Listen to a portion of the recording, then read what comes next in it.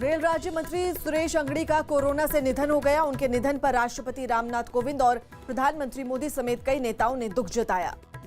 प्रधानमंत्री Modi fit India movement के 1 साल पूरा होने पर आज एक कार्यक्रम में लोगों से फिटनेस पर बात करेंगे, जिसमें विराट कोहली भी हिस्सा लेंगे। रक्षा मंत्री राजनाथ सिंह आज 43 पुलों का वीडियो कॉन्फ्रेंसिंग के जरिए उद्घाटन करेंगे, जिन्हें बीआरओ ने जम्मू कश्मीर और लद्दाख समेत 7 राज्यों में बनाया है। ड्रग्स मामले में पूछताछ के लिए एनसीबी ने दीपिका पादुकोण, सारा अली खान और श्रद्धा कपूर को समन भेजा। अमेरिका की टाइम मैगजीन ने दुनिया के 100 प्रभावशाली लोगों की एक सूची जारी की, जिसमें प्रधानमंत्री मोदी और आयुष्मान खुराना समेत कुछ भारतीय हस्तियों के नाम भी शामिल हैं। कृषि बिल के विरोध में विपक्ष के प्रतिनिधिमंडल ने राष्ट्रपति से मुलाकात की और इस बिल पर हस्ताक्षर नहीं करने की अपील की। चुनाव आयोग ने साफ किया कि उसके इनकम टैक्स डिपार्टमेंट को शरद पवार को नोटिस भेजने का कोई निर्देश नहीं दिया। पीएम मोदी ने दिल्ली समेत 7 राज्यों के मुख्यमंत्रियों के साथ कोरोना के ताजा हालात पर चर्चा की। राज्यसभा में 3 श्रम कानूनों को मंजूरी दे दी गई, लेकिन इस दौरान विपक्ष मौजूद नहीं रहा। राज्यसभा और लोकसभा समय से पहले अनिश्चितकाल के लिए स्थगित हो गई। जम्मू कश्मीर के पुलवामा में कुछ आतंकियों ने सीआरपीएफ के जवानों पर ग्रेनेड से हमला किया। पंजाब सरकार ने कोरोना टेस्ट की कीमत 1600 रुपए तय कर दी। इलाहाबाद हाईकोर्ट ने उस जनहित याचिका को खारिज कर दिया, जिसमें इलाहाबाद हाईकोर्ट का नाम प्रयागराज करने की मांग की गई थी। जम्मू कश्मीर के पुंछ में पाकिस्तान ने फिर सीज फायर तोड़ते हुए फायरिंग की, जिसका भारतीय सेना ने करारा जवाब दिया। डीआरडीओ ने अहमदनगर में अर्जुन टैंक से एंटी टैंक गाइडेड मिसाइल का सफल परीक्षण किया, जो कि 3 किलोमीटर तक मार कर सकती है। दिल्ली में हिंदू सेना के कुछ कार्यकर्ताओं ने गिलगिट बाल्टिस्तान से पाकिस्तान का अवैध कब्जा हटाने की मांग करते हुए प्रदर्शन किया। कंगना रनौत और रिया चक्रवर्ती केस की आज सुनवाई होगी, क्योंकि कल मुंबई में हुई तेज बारिश की वजह से इन मामलों की सुनवाई नहीं हो पाई थी।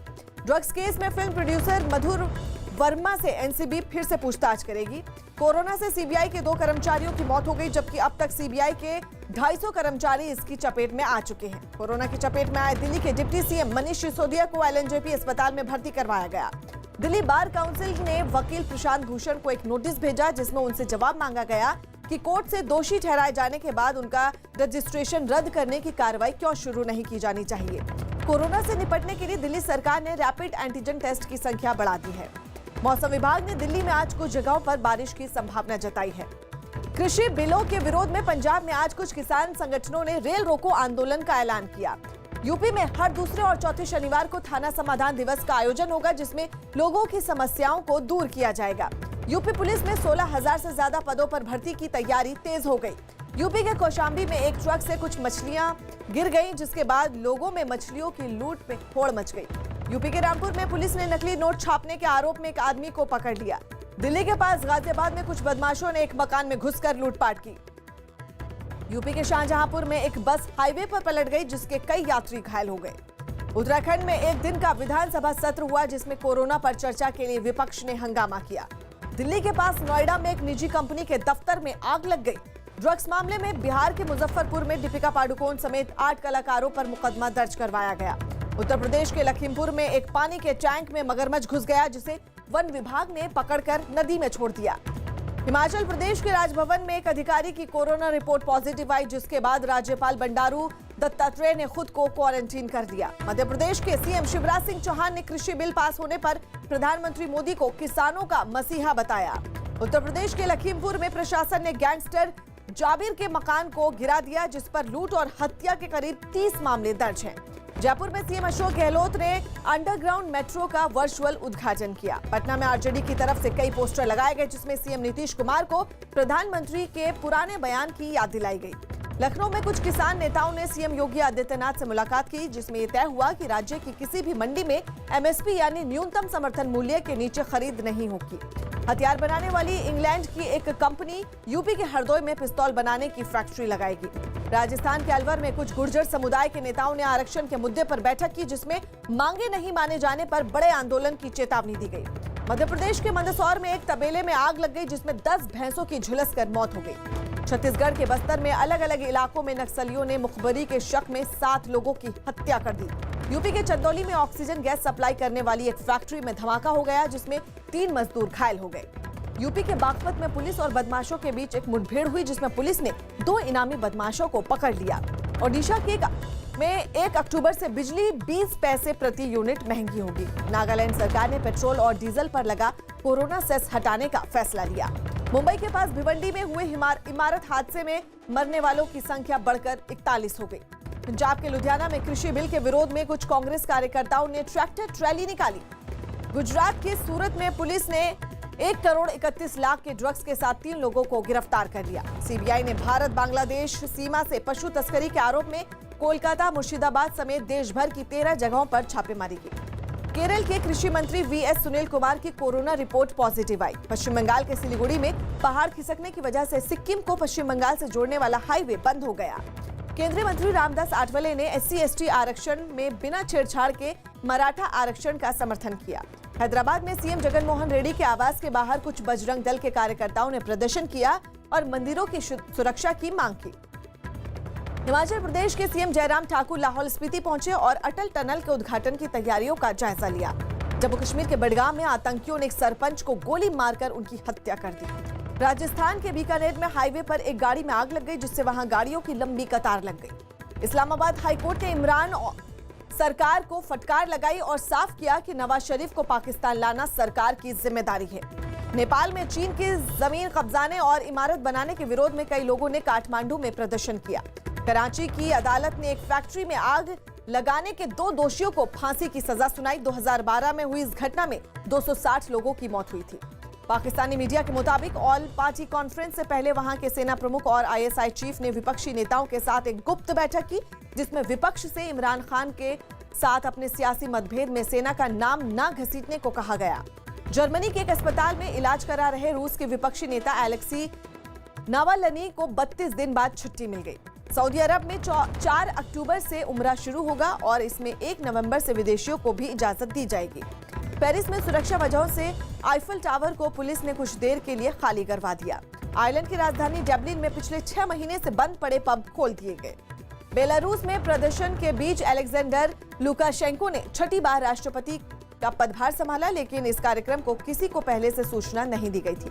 दक्षिण अमेरिकी देश कोलंबिया की राजधानी बोगोता में लगातार दूसरे दिन भी सरकार और पुलिस के खिलाफ लोगों का प्रदर्शन जारी रहा।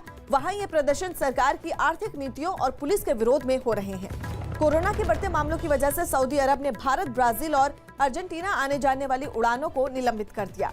अर्जेंटीना की राजधानी ब्यूनस आयरस में हजारों लोगों ने प्रदर्शन किया और सरकार पर भ्रष्टाचार के अलावा जबरन कोरोना पाबंदियां थोपने का आरोप लगाया। अमेरिका के जंगल की आग की वजह से लॉस एंजलिस में 1100 मकानों पर खतरा मंडरा गया और अब उन्हें खाली करने के निर्देश दिए गए हैं। चीन के हेनान प्रांत में एक स्कूल बस की ट्रक से टक्कर हो गई, जिसमें 3 छात्रों और 1 टीचर की मौत हो गई, जबकि 9 लोग घायल हो गए। पाकिस्तान के सेना प्रमुख जनरल कमर जावेद बाजवा ने पंजाब प्रांत में मौजूद फील्ड फायरिंग रेंज का दौरा किया और नाम लिए बिना भारत को करारा जवाब देने की धमकी दी। अफ्रीकी देश कैमरून में विपक्ष ने राष्ट्रपति के खिलाफ एक रैली की और 40 सालों से चले आ रहे शासन को खत्म करने की मांग की। फेसबुक ने अमेरिकी चुनाव पर असर डालने वाले चीन से जुड़े 155 फर्जी अकाउंट हटा दिए। पाकिस्तान में कोरोना संकट के बीच दूसरे चरण में 6ठी से 8वीं क्लास के लिए सभी स्कूल खोल दिए गए। एप्पल ने भारत में अपना पहला ऑनलाइन स्टोर शुरू कर दिया। अमेरिकी कंपनी KKR रिलायंस रिटेल में 1.28% हिस्से के लिए 5,500 करोड़ रुपए का निवेश करेगी। IPL में आज किंग्स 11 पंजाब और रॉयल चैलेंजर्स बेंगलुरु के बीच मुकाबला होगा। IPL में मुंबई इंडियंस ने कोलकाता नाइट राइडर्स को 49 रनों से हराया। सनराइजर्स हैदराबाद के खिलाड़ी मिशेल मार्श चोट की वजह से पूरे IPL से बाहर हो गए, जिसके बाद उनकी जगह जैसन होल्डर को टीम में शामिल किया गया। बांग्लादेश के तेज गेंदबाज अबू जायद की कोरोना रिपोर्ट पॉजिटिव आई। खर्च में कटौती के लिए BCCI ने नेशनल क्रिकेट अकेडमी के 11 कोचों के कॉन्ट्रैक्ट नहीं बढ़ाने का फैसला किया। इंडियन सुपर लीग के लिए हैदराबाद फुटबॉल क्लब ने स्पेन के स्ट्राइकर फ्रांसिस्को सेंडाजा से 1 साल का करार किया। लुधियाना के प्रिंस पाल सिंह अमेरिका की प्रोफेशनल बास्केटबॉल लीग NBA में खेलने के लिए अमेरिका रवाना हो गए। जिम्बाब्वे क्रिकेट टीम को अपनी सरकार से अगले महीने पाकिस्तान का दौरा करने की इजाजत मिल गई। नेपाल के पर्वतारोही आंग रीटा शेरपा का 72 साल की उम्र में निधन हो गया, जिन्होंने ऑक्सीजन सिलेंडर के बिना 10 बार माउंट एवरेस्ट फतेह की थी। मैनचेस्टर सिटी ने इंग्लिश प्रीमियर लीग के अपने पहले मुकाबले में वुल्फ फुटबॉल क्लब को 3-1 से हरा दिया। ब्रिटेन सरकार ने दर्शकों के स्टेडियम में मैच देखने के अपने फैसले को वापस ले लिया। सुजैन खान की मां जरीन खान की कोरोना रिपोर्ट पॉजिटिव आई। गोवा पुलिस ने पूनम पांडे की शिकायत पर गिरफ्तार उनके पति को जमानत दे दी। टीवी अभिनेत्री दिशा परमार की कोरोना रिपोर्ट पॉजिटिव आई, जिसके बाद वो घर में ही उनको होम क्वारंटीन हो गए। ईशान खट्टर और अनन्या पांडे की फिल्म खाली पीली ओटीटी प्लेटफॉर्म के लिए अलावा गुरुग्राम और बेंगलुरु के ओपन थिएटर में भी रिलीज की जाएगी। टीवी अभिनेत्री श्वेता तिवारी कोरोना की चपेट में आ गई, जिसके बाद वो घर पर ही क्वारंटीन हो गए। बिग बॉस के प्रतियोगी रहे असीम रियाज ने अपने म्यूजिक वीडियो का टीजर रिलीज किया। निर्देशक अनुराग कश्यप की बहन नेहा कानपुर मुठभेड़ में मारे गए विकास दुबे पर वेब सीरीज का निर्देशन करेंगी, जिसकी शूटिंग बागपत में होगी। कन्नड़ फिल्म उद्योग में ड्रग्स मामले में अभिनेता दिगांत से एनसीबी ने बेंगलुरु में पूछताछ की। ड्रग्स मामले में एनसीबी ने सनम जौहर और उनकी पत्नी अबिगेल पांडे से मुंबई में पूछताछ की। बिहार के पूर्व डीजीपी गुप्तेश्वर पांडे पर गायक दीपक ठाकुर ने एक गाना बनाया।